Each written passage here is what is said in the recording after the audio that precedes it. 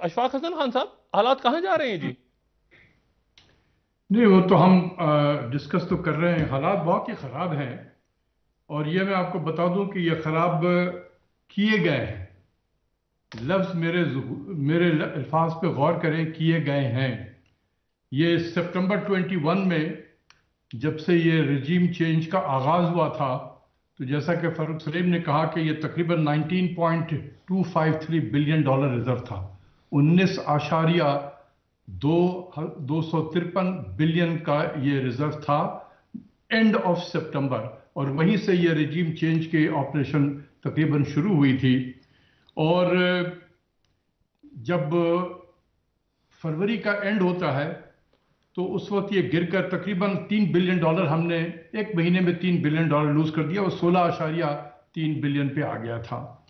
اور اس کے بعد پھر وہ جب ووٹ آف نو کانفیڈنس وغیرہ شروع ہوا تو 5 بلین ڈالر اور ضائع کر دیے ہم نے۔ 16 سے ہمیں 11 بلین پہ آ گئے۔ صرف جب یہ پارلیمنٹ میں ڈسکس ہو رہا تھا ووٹ آف نو کانفیڈنس، میں اس مہینے کی بات کر رہا ہوں، we last 5 billion dollar of reserve. اسی طریقے سے آج جو ہے وہ تقریباً 7.5 بلین ڈالر کے قریب ہے۔ تو آپ دیکھ لیں کہ جب سے یہ رجیم چینج آپریشن شروع ہوا ہے سے لے کر آج تک ہم نے کوئی 11.8 بلین ڈالر، یعنی تقریباً 12 بلین ڈالر کا ریزرو ہم نے ضائع کیا ہے۔ تو یہ ایک کاسٹ ہے رجیم چینج آپریشن کا۔ اگر کوئی آپ سے پوچھے کہ اس رجیم چینج آپریشن سے کتنا ملک کو نقصان ہوا، تو میں صرف ایک نقصان بتا رہا ہوں، یہ تقریباً 11.8 بلین ڈالر کا نقصان ہوا جو ہمارا ریزرو لاس ہوا ہے۔ اور یہ لاس اس لیے کی وجہ سے آج ہم اتنے ولنریبل ہو گئے ہیں کہ ہم یہ ڈیفالٹ کی باتیں کر رہے ہیں، ہم امپورٹ پہ پابندی لگا رہے ہیں، کیونکہ جیب میں پیسے نہیں ہیں، ختم ہو گئے ہیں تقریباً۔ 7.5 بلین ڈالر ہے، یہ بھی مانگے تانگے کے ڈالر ہیں۔ جس دن وہ نکال لیں گے ہمارا ریزرو بھی نیگیٹو ہو جائے گا۔ تو صورتحال بہت خراب ہے، اور ایسے خراب حالت میں آپ دیکھیں کہ کوئی اس کا رکھوالا ہی نہیں ہے، کوئی اس کو دیکھ بھی نہیں رہا ہے۔ ساری نہیں، حکومت کی ایک منٹ، میں اشفاق صاحب آپ کے پاس دوبارہ آ رہا ہوں واپس۔ یہ بتائیے گا فاروق سلیم صاحب کہ ابھی ہم نے یہ جو 7.5 ارب ہیں، اس میں سے ہم نے واپس بھی کرنے ہیں کچھ، اس میں سے بھی پیسے ہم نے دینے ہیں کچھ؟ جی، اس میں سے 3 بلین ڈالر تو سعودی عربیہ کے جو بھی ریسکیو ہوئے ہیں، جس کی چند دن پہلے خبر آئی تھی کہ جو واپسی ہونی تھی اس کی تاریخ میں اس کو توسیع دے دی گئی ہے۔ تو یہ سعودی عربیہ نے 3 بلین ڈالر اسٹیٹ بینک کے پاس رکھوائے تھے، اور شاید اس کی انڈرسٹینڈنگ یہ تھی کہ اس کو خرچ نہیں کیا جائے گا۔ یہ آپ سمجھیے کہ ہاتھی کے دانت جو ہیں وہ صرف دکھانے کے لیے تھے، وہ کھانے کے لیے نہیں تھے۔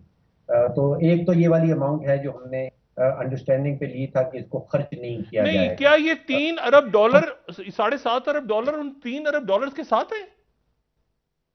جی، یہ 3 ارب ڈالر جو بھی رینیو کیے گئے ہیں یہ اس میں شامل ہیں 7.5 ارب تو میں۔ یعنی ہمارے پاس اس 4.5 ارب ڈالر ہے ٹوٹل؟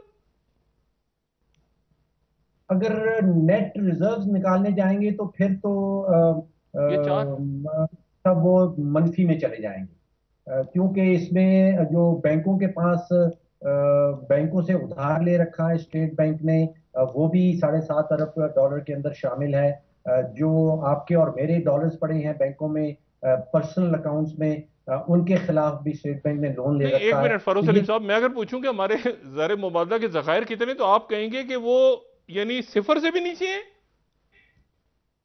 جی، جس کو نیٹ نیٹ ریزروز کہا جاتا ہے وہ تو نیگیٹو میں چلے جاتے ہیں، لیکن جو عالمی ڈیفینیشن ہے، جو گلوبل ڈیفینیشن ہے، اس کے حوالے سے 7.5 ارب ڈالر بنتے اور اس میں 3 ارب سعودی عرب کے ہیں جو ہم خرچیں، اچھا ٹھیک ہے۔ اچھا یہ بتائیے گا، ہم نے کمپنی، ہم نے ابھی اس میں سے بھی پیسے دینے ہیں ہم نے واپس، جو 4 ارب ہیں؟ کچھ پیمنٹس ہیں۔ دیکھیے کرنی ہے ہم نے، یہ کہیں کوئی گوگل والا آ جاتے ہیں، کوئی ایئر لائنز، اس میں سے پیسے دینے ہیں ابھی ہم نے اور بھی؟ جی، اس میں سے کچھ ایسے پیسے ہیں جو ہم نے روک کے رکھے ہوئے ہیں، جیسے جو فورن ایئر لائنز ہیں جس کا آپ ابھی ذکر کر رہے تھے شاید، کیونکہ جو فورن ایئر لائنز پاکستان میں آتی ہیں ان کا آپ اور میں ٹکٹ جو ہے وہ روپوں میں لیتے ہیں، لیکن پھر وہ ان کو ڈالرز میں کنورٹ کروا کے اپنے اپنے ہیڈ کوارٹرز میں بھیجتی ہیں۔ اس میں ایمریٹس ہے، اس میں ٹرکش ایئر لائن ہے، اور میری اطلاع کے مطابق ٹرکش ایئر لائن تو کمپلین بھی کر چکی ہے کہ ان کا کوئی $26 ملین جو ہے جو روپوں کی شکل میں پاکستان میں پڑا ہے وہ کنورٹ نہیں ہو پا رہا ہے، وہ ان کو ہیڈ کوارٹر نہیں بھیج پا رہے ہیں۔ تو ایسے بہت سارے آئٹمس ہیں چھوٹے چھوٹے جو کہ ابھی کنورژن کی جس کو اجازت نہیں مل رہی ہے۔ اور ابھی تو ہم نے سنا ہے کہ جو ڈیفنس کا کانٹریکٹس ہیں ان کے لیے بھی اگر کوئی ایل سی کھولنی ہوگی تو اس کی اجازت جو ہے وہ کیس بائی کیس بیسس پہ دی جائے گی۔ جی اشفاق صاحب، کیا کریں؟ پلاننگ ہے، کوئی پلاننگ نہیں ہے، کوئی کہاں پہ کیا کریں؟ کیا حالات کہاں جا رہے ہیں؟ دیکھیں میں تو یہی بتانا چاہ رہا تھا کہ جتنی چیزیں ہم نے ڈسکس کی ہیں یہ بڑا ہاربل سا پکچر پریزنٹ کر رہا ہے، لیکن آپ دیکھیں کہ ہمارے وزراء، ہمارے وزیر اعظم، ان کے باہر کے دورے اسی طریقے سے ہیں جیسے ایک نارمل حالات میں ہو رہا ہو۔ دھڑا دھڑ ہم دورے کر رہے ہیں، اتنے دورے اتنے کم مدت میں نے کبھی ہوتے ہوئے نہیں دیکھا کہ یہ ہر دورے پہ خرچ ہوتا ہے، ٹھیک ہے؟ تو اس کا مطلب یہ کہ احساس نہیں ہے، حکومت وقت میں یہ احساس نہیں ہے کہ ملک کی معاشی حالت اتنی خراب ہے جو ابھی ہم ڈسکس کر رہے ہیں۔ تو میں صرف یہ احساس دلانا چاہتا ہوں کہ واقعی ملک کی حالت بہت ہی خراب ہے، اور جب تک کہ یہ انسرٹنٹی کے بادل جو ہیں یہ نہیں چھٹیں گے، یہ اسی طریقے سے چلتی رہے گی جب تک چل جائے کہ میں بات کر رہا ہوں، کیونکہ یہ بہت زیادہ عرصے تک اس طریقے سے نہیں چل سکتے ہیں۔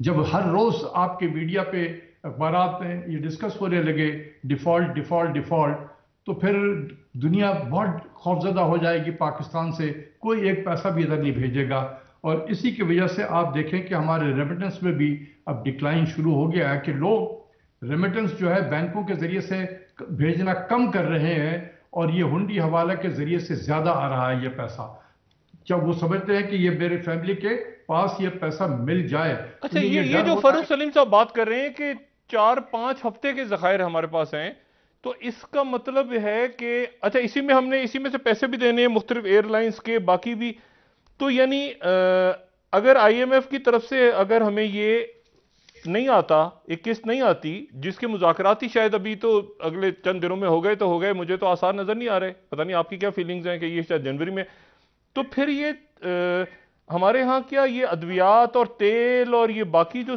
معاملات ہیں، جو فوڈ شارٹیج اور یہ سارے، یہ کیا کھڑا ہو سکتا ہے اس طرح کا بحران اگلے چند دنوں میں یا ہفتوں میں؟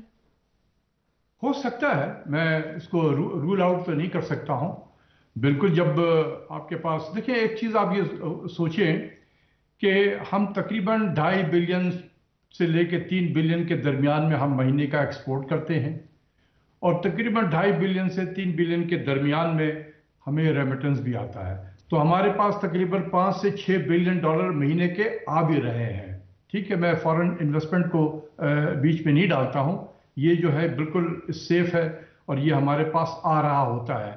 اسی طریقے سے اگر ہم اپنے امپورٹ کو کرب کر ڈالیں، جو حکومت کر رہی ہے اور بالکل ٹھیک کر رہی ہے، تو اگر ہم اپنے امپورٹ کو کم کر لیں، اگر 5 بلین ڈالر پہ بھی لے آتے ہیں تو کم سے کم 1 بلین ہمارا بچ جائے گا۔